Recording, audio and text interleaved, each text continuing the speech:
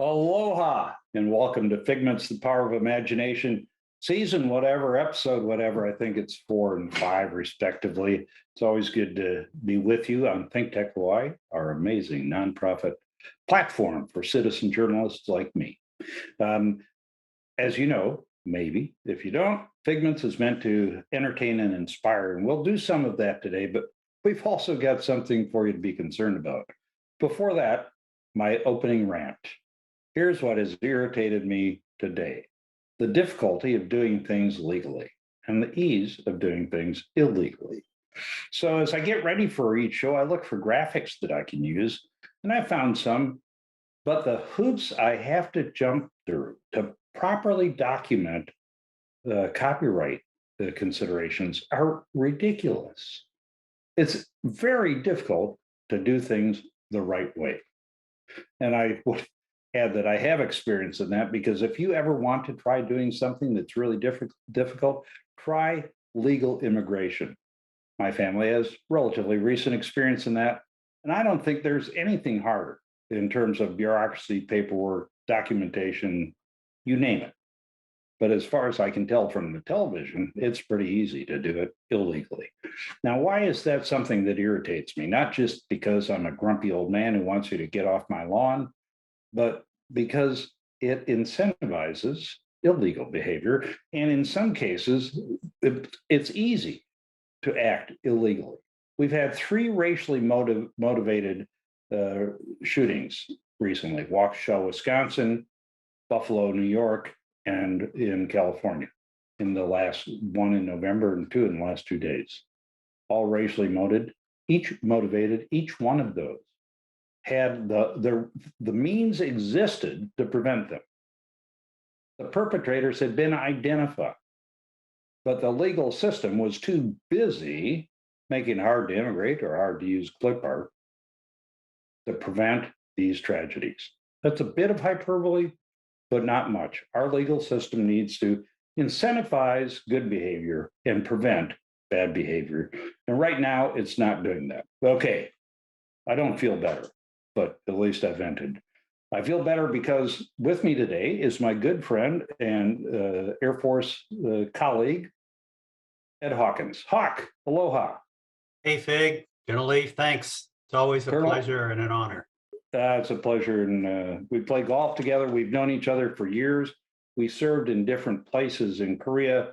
And Ed and I both have a lot of interest in the Korean Peninsula. I think that's fair to say.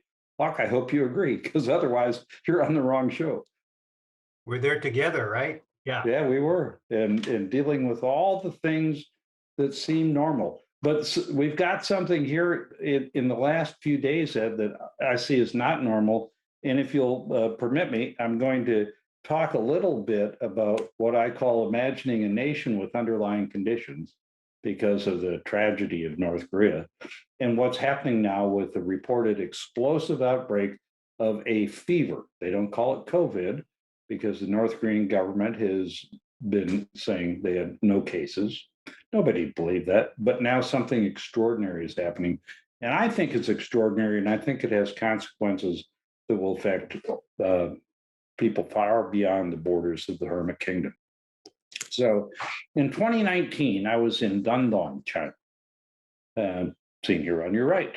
Siniju is to the left. Pyongyang, the capital of North Korea, is about 140 miles by road, if the roads were any good, to the southeast. Very interesting trip. Made it clear that that border was not sealed. And about 3 or 4 weeks ago, the Chinese government announced a lockdown of Dandong. And I said to my lovely wife, Alejandra, who sadly isn't watching the show live today because she has other duties at Costco. I said to her, and she'll verify this, not under coercion, I said, there's going to be a major outbreak in North Korea.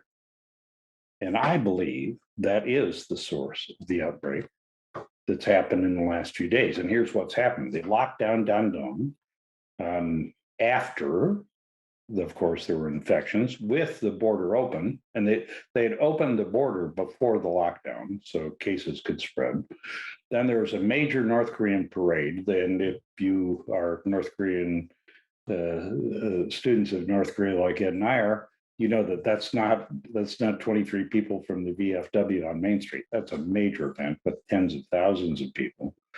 And they went through a progression of announcements in the last 4 days. First, we've got our first case of COVID. Okay, that's interesting. Then we have several deaths.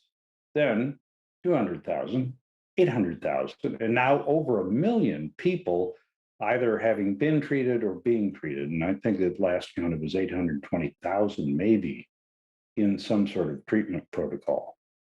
Hawk, did that surprise you? It surprised me in terms of the announcement. Yeah, because they've been so secretive, about, I think it's, nobody really thought that they didn't have any, but this huge announcement of the huge outbreak so quickly, and it seems to be true. It seems to be true. They're treating it like true. And I think that has implications on, what North Korea, Kim, and his people will do from now on. And I think that's part of what we're going to talk about today. Yeah, it is. So the admission more than the presence of the disease is what shocked me. What do you think could drive Kim Jong Un to drop the veil and say we have a Houston or Wonsan, we have a problem? What would motivate him to do that? Well, I'm thinking several reasons. First is when you have small outbreaks, you could probably hide it. But Mm-hmm. when it gets to 1 million or so, there's no way, absolutely no way you could hide it. So the people know. And one of the major things that Kim and the leadership need, even though it's a totalitarian government, is support of the population. Mm-hmm. And it may be a way to, one, to acknowledge, second, to show care for the people, that here's the great leader, the leader, the great leader, the dear leader, The whatever later. whatever he's called now, Yeah. is caring for the people. And then the third thing that I saw, because Kim reached out and blamed the cabinet and Mm-hmm.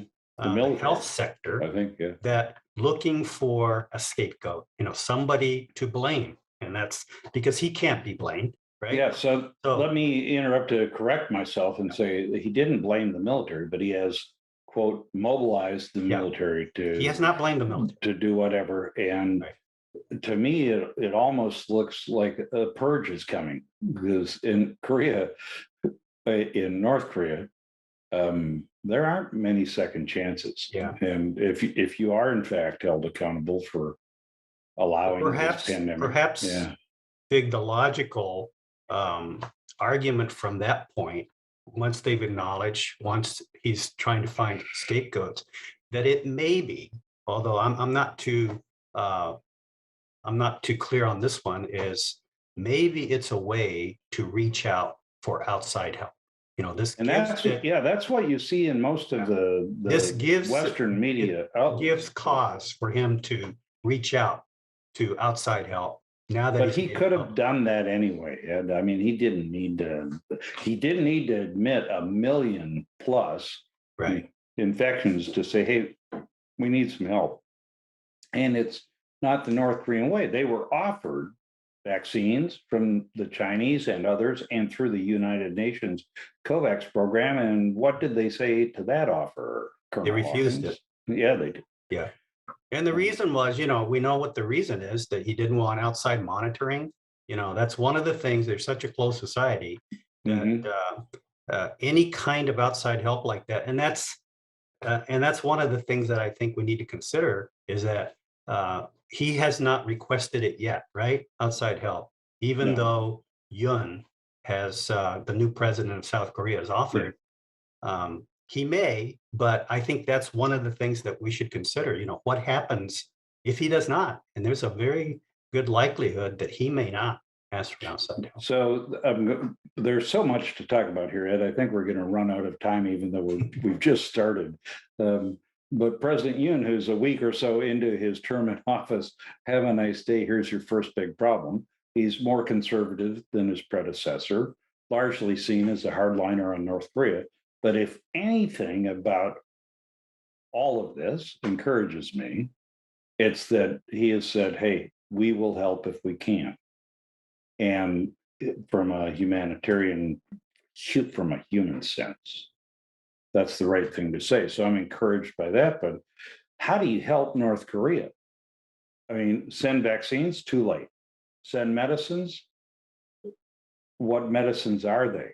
So what could that help be is another question. In terms of regime legitimacy, the population is suffering and has been suffering for decades.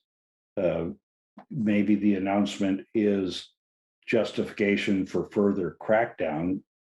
I don't know. It's hard to come up with a truly plausible explanation, but then again, we don't have Kim Jong-un's perspective.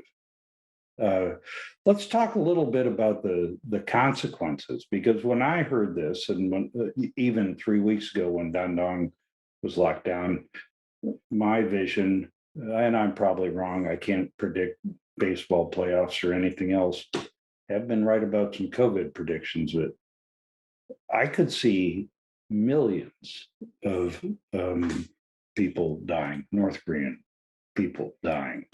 What do you think? Well, it depends on the actions. And from what we've seen so far, Kim and the regime has not even called it COVID yet. They're saying Yeah, it's a fever. A fever. Yeah, fever and some complications that's hospitalized, and they're beginning to quarantine. That's the only thing that they've offered as a option. And then the other thing is blaming How's the that health working? sector. Pardon me while I interrupt and say, how's that working in China? Not so well, but go ahead. Right. So they're following the Chinese. I think they're going to follow the Chinese example, at least for the short term. But the other point is that Kim has blamed the health sector and getting medication out to the people. He has said that we need to get medication. Now, medication is palliative. They're just, like cold medicine and things like that. What he needs is remdesivir or something like that to fight it, and also testing, right? Those are the two things that you need. And I think the assessment right now is that North Korea has very little of this. So that's not even emphasized, but that's what they need to fight this.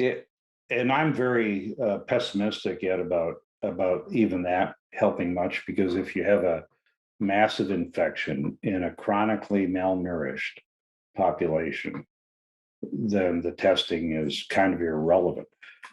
I don't know, if this is centered in Pyongyang, it is difficult to get around North Korea. Maybe there's not enough transit internally to spread it. But the flip side of that, the dark flip side of that, is even if you get medicines, anything that will assist the population, how do you get it around North Korea? Back when I was a deputy commander, U.S. Pacific Command, one day I went into the intelligence assessment, and our intelligence folks like you reported that a North Korean coal ship had sunk between Japan and the southeastern side of South Korea. Now, what's a North Korean coal ship doing there? Where is it going? And the answer is it was going from the West Coast to the East Coast because the roads are too bad. The internal infrastructure, and this is back in 2006 or 7, was too bad to put it on a truck or a train car and send it across. And that's happened at least a couple times since, I think as recently as 2019. So their ships aren't very good, but their infrastructure is even worse.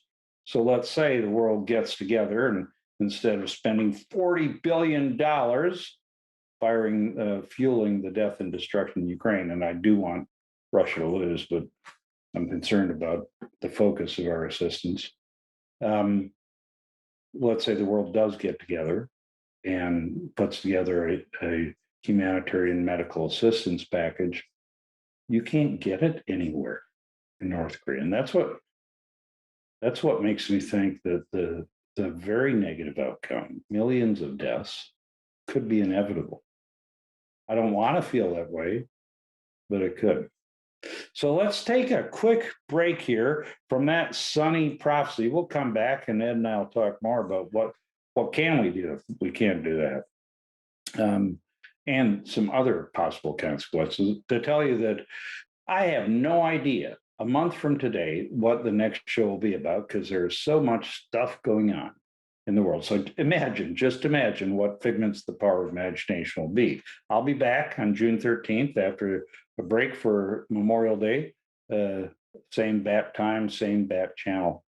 And hopefully I'll have some good news because we haven't been really awash in good news from them, or recently rather.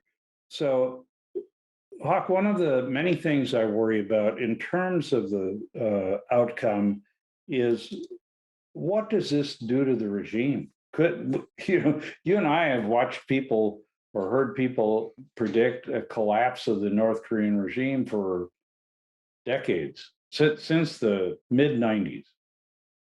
Could this be it? Could this be the straw that broke the Kim dynasty's back? Well, we've for decades we've said it's right around the corner, and And they've been got wrong. 9 lives, right? Yeah. And probably more. So I'd be hesitant to say this is it, but this is gonna tax them. I think mobilization of the military. Uh, I think that addresses what the concern that you raised about getting Uh-huh. anything out to. That's the only infrastructure they have to get uh, anything out to the hinterlands. The military, they can probably address that, but I don't think you could say I think we've been wrong so many times before Hmm. uh, that they're going to collapse, but this is going to try them, and I think this acknowledgement is the first step. I think in trying to deal with this somehow. And an interesting point that was made by one of the Korean Central News Agency reports, KCNA, the government news outlet, was that the most of the deaths, and who knows how many they've got, more than 20 at this point. Use use the multiply function on your calculator. Were people using the wrong drugs in response. So I've read a lot about the North Korean experience. That's what makes me so interested in it, and the psychology of fear that permeates the repressed society. And you and I have both lived in Korea, me for 4 years and you for a couple. And you can picture this isolated, hungry, panicked population trying home remedies that do in fact kill them. And they're more vulnerable to that, doing that. And so if Kim is trying to stave off panic, and he does it with the military, but the military gets sick too, there's a lot of instability, and dictators do not have absolute power. So, like you, I know that we've all been wrong before. I very inaccurately predicted the demise of the North Korean regime. It was going to happen in 1998. I was certain of it, and it didn't. But with the impact on the population and on the military, this could be it. If that happens, what do we have to worry about, Ed? I mean, so what? Yay, North Korea's done. The regime is gone. Woohoo! South Korea can just take over. Everything's good, Yeah, right? we've never experienced where the leader loses legitimacy in the North, Yep. and what that may portend. Um, there are probably sectors, some people groups that um, know the real situation, day to day, that may be able to step in, but we don't know that. The Yeah. party in the military is where the power is, I and don't think I've told this story on Figments, but let me share. I had a friend who worked for the have a friend. He worked for the United Nations in North Korea. Great guy. And when he was in North Korea, his family stayed in New Zealand, and he traveled to see his family during the Ebola outbreak. And this guy was a senior enough guy that the North Koreans watched him at a fairly senior level, his handler, his interlocutor who kept an eye on him. And he came back from home leave, went into Pyongyang, and had a very strict 3-week lockdown for Ebola in North Korea. And that made him mad. And he's the kind of guy, you just see him getting grumpy about it. My kind of guy. And so once he's out of house arrest and gets a chance to talk to his counterpart, a relatively senior North Korean, he starts complaining about this unnecessary quarantine. And the North Korean, relatively senior official says to him, "Oh, you have to understand so and so. You were in New Zealand. Over 2,000 people died, or over 10,000 people died in New Zealand from Ebola, and it's up to 1 million in Japan." Now think about that. How complete is the isolation from the truth that lets a North Korean official think that Ebola is killing tens of thousands, millions of people in Asia? So who knows? Who knows? Well, right now he's clearly in charge, and Yeah, he's in charge, yeah. but how big is the epiphany going to be, Ed? Let's say you're a mid-level North Korean official running Hamon something, and as far as you know, the COVID program has worked perfectly. And the next thing you see, lots of people are sick and dying. What does that do to your loyalty to the government? Can you even put yourself in North Korean shoes? Well, the regime, Kim included, they've not cared much about people dying. Ever. They've let people starve, the famines that they had in the past, millions of people, right, possibly died. Yeah, so yep. It could get to that position and still be legitimate. I think it all depends on what he does. I think the first step is they're good at quarantine. Totalitarian states are good that's their life. China, for example. So I suspect that that's what he will try first. But if that doesn't control it, then I think that's where the unknowns come in. What's going to happen when that doesn't work? And I think one way to look at how they might do, and he may use that to reach out to the outside. We talked about help, asking for help, which is very difficult for the North Koreans to do.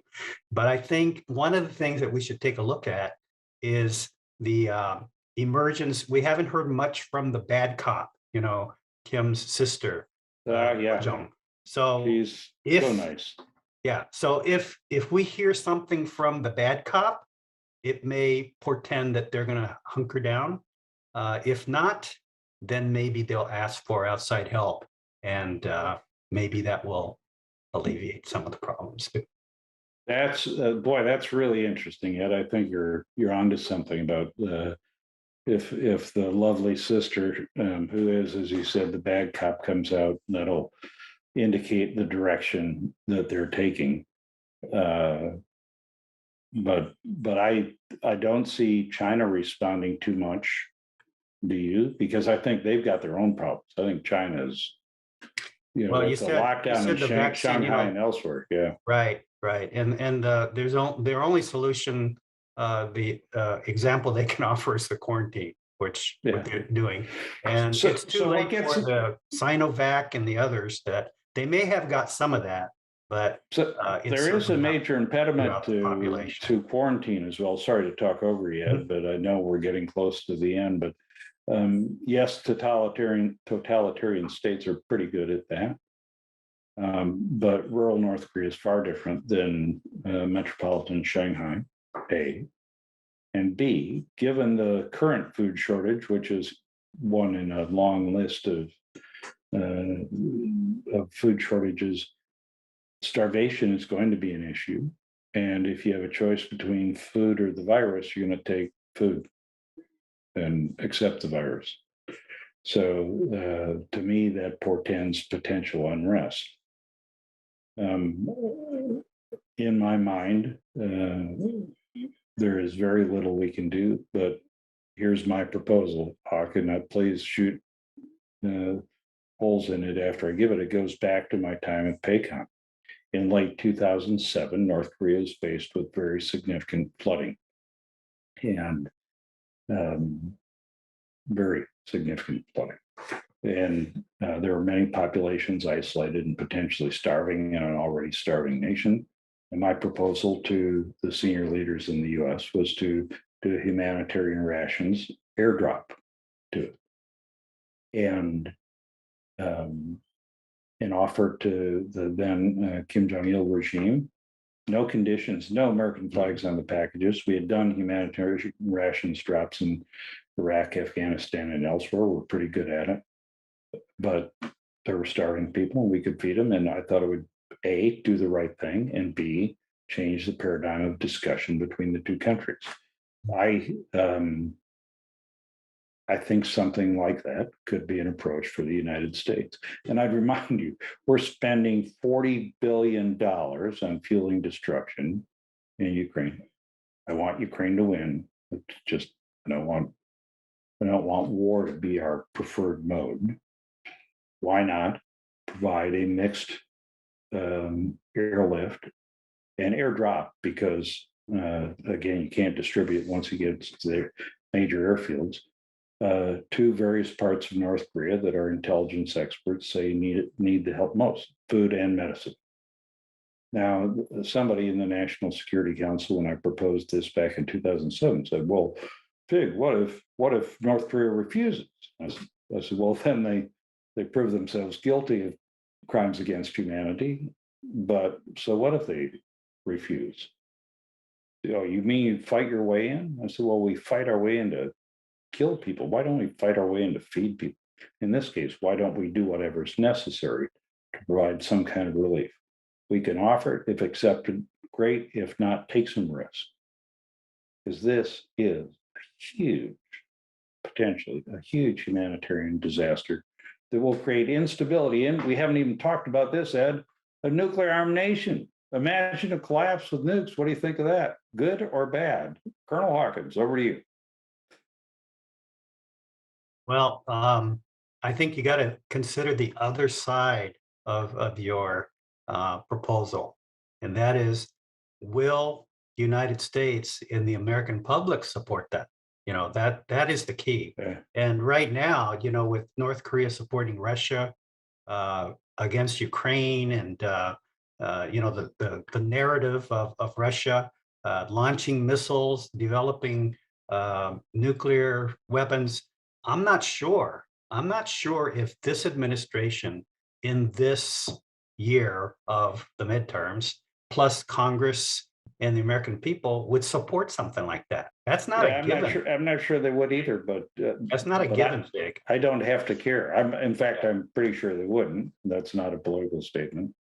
But so there's a tendency right now and lightly to invest in failure rather than success. We could change the paradigm and assist a suffering population. Luckily, I'm not a politician, so I don't have to get support for it.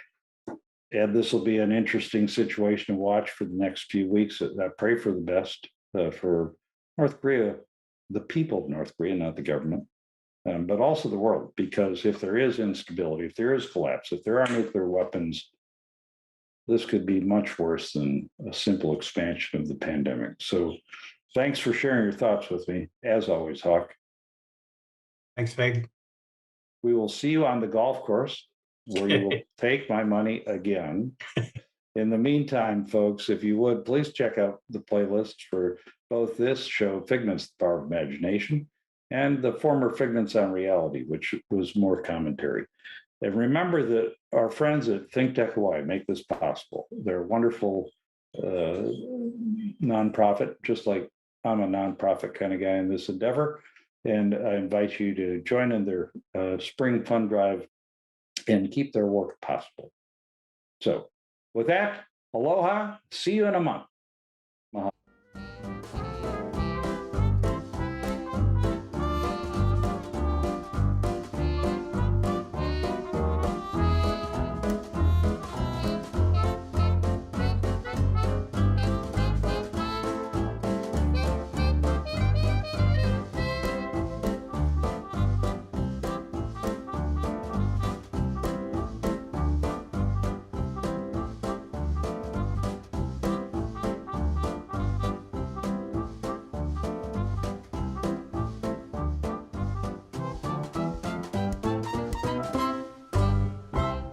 Thank you so much for watching Think Tech Hawaii. If you like what we do, please like us and click the subscribe button on YouTube and the follow button on Vimeo. You can also follow us on Facebook, Instagram, Twitter, and LinkedIn, and donate to us at thinktechhawaii.com. Mahalo.